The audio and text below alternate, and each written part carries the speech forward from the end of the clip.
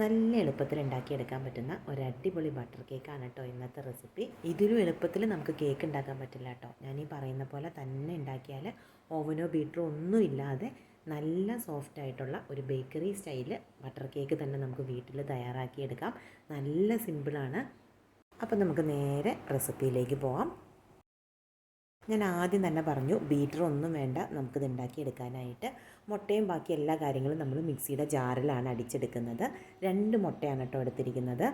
മുട്ട എടുക്കുമ്പോൾ റൂം ടെമ്പറേച്ചറിലുള്ള മുട്ട എടുക്കാനായിട്ട് ശ്രദ്ധിക്കുക. ഫ്രിഡ്ജിലൊക്കെ വെച്ച മുട്ടയാണെങ്കിൽ പുറത്തെടുത്ത് വെച്ച് അതിൻ്റെ തണുപ്പ് മാറിയ ശേഷം വേണം നമ്മൾ ഉപയോഗിക്കാൻ.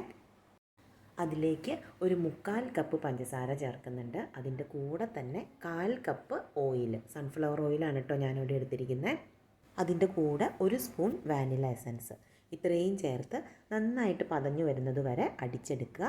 ഏതാണ്ട് ഒരു 2 മിനിറ്റ് നേരം വേണ്ടി വരും കേട്ടോ നന്നായിട്ട് നമുക്ക് പതഞ്ഞ് കിട്ടാൻ. അപ്പോൾ ആ പഞ്ചസാരയെല്ലാം നന്നായിട്ട് നമുക്ക് അലുത്തും കിട്ടും. കണ്ടോ, ഈ ഒരു കളറിലേക്ക് കിട്ടണം. മുട്ട നന്നായിട്ട് അടിച്ച് ആ പതഞ്ഞ് കിട്ടുന്നതാണ് കേട്ടോ നമ്മുടെ ആ കേക്കിൻ്റെ ഒരു സോഫ്റ്റ്നെസ്സിന് ഒന്നാമത്തെ ഒരു കാരണം. അപ്പോൾ നന്നായിട്ട് അടിച്ച് പതപ്പിച്ചെടുക്കാനായിട്ട് ശ്രദ്ധിക്കുക. അതിന് ഞാനിപ്പോൾ ഒരു മിക്സിംഗ് ബൗളിലേക്ക് മാറ്റിയിട്ടുണ്ട്. ഇനി നമുക്ക് വേണ്ടത് 1 കപ്പ് മൈദയാണ്. അത് വേറൊരു ബൗളിലേക്ക് ഞാൻ ഇട്ട് കൊടുക്കുന്നുണ്ട്. അതിൻ്റെ കൂടെ തന്നെ 1 സ്പൂൺ ബേക്കിംഗ് പൗഡർ. ഇത്രയും നന്നായിട്ടൊന്ന് മിക്സ് ചെയ്തെടുക്കുക. നന്നായിട്ട് മിക്സ് ചെയ്യാനായിട്ട് ശ്രദ്ധിക്കണേ. വേണമെങ്കിൽ ഇത് രണ്ടും കൂടെ ഒന്ന് ചേർത്തൊന്ന് അരിച്ചെടുത്താലും നല്ലതാണ്. നമ്മൾ അരിച്ച് റെഡിയാക്കി വെച്ചിരിക്കുന്ന മൈദ കുറേശ്ശെ ചേർത്ത് ഒന്ന് മിക്സ് ചെയ്തെടുക്കുക വേണ്ടത് ഇനി. അപ്പോൾ 2-3 തവണയായിട്ട് ചേർത്ത് കൊടുത്താൽ മതി കേട്ടോ. കുറേശ്ശെ ചേർത്ത് കൊടുത്ത് നന്നായിട്ട് തന്നെ മിക്സ് ചെയ്തെടുക്കുക. ഇനി മെയിനായിട്ട് ഒരു കാര്യം കൂടെ നമുക്കിതിലേക്ക് ചേർക്കാനുണ്ട്. അതിനൊന്ന് നന്നായിട്ട് മിക്സ് ചെയ്ത് വെച്ചതിന് ശേഷം വേണം നമ്മളത് റെഡിയാക്കാനായിട്ട്. ഇപ്പോൾ ഇതാ നല്ല സ്മൂത്തായിട്ട് ഒട്ടും കട്ടയില്ലാത്ത ഒരു ബാറ്റർ റെഡി ആയിട്ടുണ്ട്. ഇനി ഇതിലേക്ക് നമ്മൾക്ക് ഒരു കാര്യം കൂടെ ചേർക്കണം. അത് റെഡിയാക്കാനായിട്ട് 1/2 കപ്പ് പാലെടുത്തിട്ടുണ്ട്. ഈ 1/2 കപ്പ് പാലിൽ നിന്ന് ഒരു 2 ടേബിൾ സ്പൂൺ പാല് മാറ്റണേ. അതിലേക്ക് 3 ടേബിൾ സ്പൂൺ ബട്ടറാണ് കേട്ടോ ചേർത്ത് കൊടുക്കുന്നത്.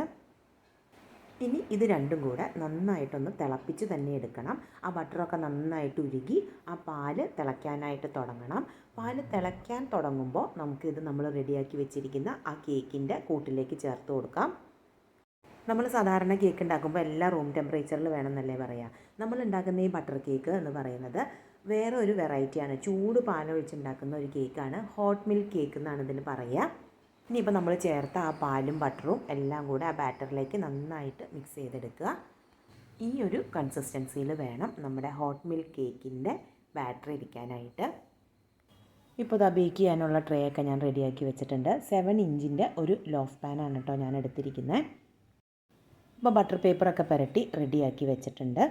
ഇതിലേക്ക് നമ്മൾ തയ്യാറാക്കി വെച്ചിരിക്കുന്ന ബാറ്റർ ഒഴിച്ചു കൊടുക്കാം. ബാറ്റർ ഒഴിച്ച ശേഷം നന്നായിട്ടൊന്ന് തട്ടി കൊടുക്കുക കേട്ടോ.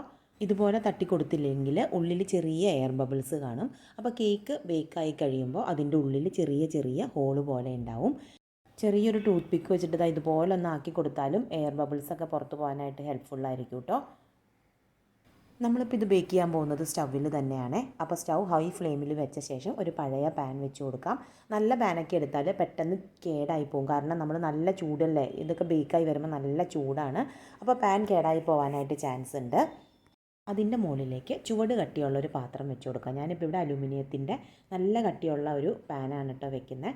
അതിൻ്റെ ഉള്ളിലേക്ക് ഇതുപോലത്തെ റാക്ക് ഉണ്ടെങ്കിൽ ഇത് വെച്ച് കൊടുക്കാം. അതല്ല എന്നുണ്ടെങ്കിൽ നല്ലൊരു അലുമിനിയത്തിൻ്റെ തട്ട് ഇതുപോലെ ഉണ്ടെങ്കിൽ ഈ തട്ട് വെച്ച് കൊടുക്കാം. ഇത്രയും വെച്ച് കൊടുത്ത ശേഷം ഒരു 10 മിനിറ്റ് നേരം ഹൈ ഫ്ലെയിമിൽ ഇതൊന്ന് പ്രീ ഹീറ്റ് ചെയ്തെടുക്കണം. നന്നായിട്ട് ചൂടായ ശേഷം നമ്മൾ റെഡിയാക്കി വെച്ചിരിക്കുന്ന ആ കേക്കിൻ്റെ പാൻ നമുക്ക് ഇതുപോലെ ഇറക്കി വയ്ക്കാം. അതിനുശേഷം ഫുൾ കവർ ചെയ്തിരിക്കുന്ന രീതിയിൽ ഒരു കവർ കൊണ്ട് ഇതുപോലെ ഇത് കവർ ചെയ്ത് വയ്ക്കാം. ഇനി ഫ്ലെയിം മീഡിയം ഫ്ലെയിമിലേക്ക് വെക്കുക. ഏതാണ്ട് ഒരു 40-45 മിനിറ്റിൻ്റെ മുകളിലെടുക്കും കേട്ടോ നമുക്കിത് ബേക്കായി വരാനായിട്ട്. ഇപ്പോൾ ഏതാണ്ട് ഒരു 50 മിനിറ്റ് കഴിഞ്ഞിട്ടുണ്ട്. നമ്മുടെ കേക്കൊക്കെ നന്നായിട്ട് ബേക്കായിട്ട് ഇരിപ്പുണ്ട്. നമ്മൾ ബേക്ക് ചെയ്യാനായിട്ട് വെക്കുന്ന ആ അലുമിനിയം പാത്രത്തിൻ്റെ ചുവട് കട്ടിയുള്ള ആ പാത്രത്തിൻ്റെ ചുവട് കട്ടിയും അതുപോലെ ഫ്ലെയിമിലെ ചൂടും ഒക്കെ ഡിപ്പെൻഡ് ചെയ്യും നമ്മുടെ ഈ ബേക്കിംഗ് ടൈം. അപ്പോൾ ആദ്യം ബേക്ക് ചെയ്യുന്നവരാണെങ്കിൽ ഒരു 40 മിനിറ്റൊക്കെ കഴിയുമ്പോൾ ഒന്ന് തുറന്ന് നോക്കുക. ഇതിപ്പോൾ നമ്മൾ സ്റ്റൗവിൽ ഇതുപോലെ ഒരു ഓപ്പൺ ആയിട്ടുള്ള ഒരു അലുമിനിയത്തിൻ്റെ പാനിലല്ലേ നമ്മൾ ബേക്ക് ചെയ്യാൻ വെച്ചത്. അതുകൊണ്ടാണ് അതിൻ്റെ മുകളിലേക്ക് നല്ല ചുവന്ന കളറ് കിട്ടാത്തത്. ഇപ്പോൾ നമ്മൾ ഓവനിലൊക്കെ ബേക്ക് ചെയ്യുകയാണെങ്കിൽ ഇതിൻ്റെ താഴെ ഈ ഒരു കളർ പോലെ തന്നെ നമ്മുടെ കേക്കിൻ്റെ മുകളിലും ഇതേ കളറിൽ കിട്ടും നമുക്ക് കേട്ടോ.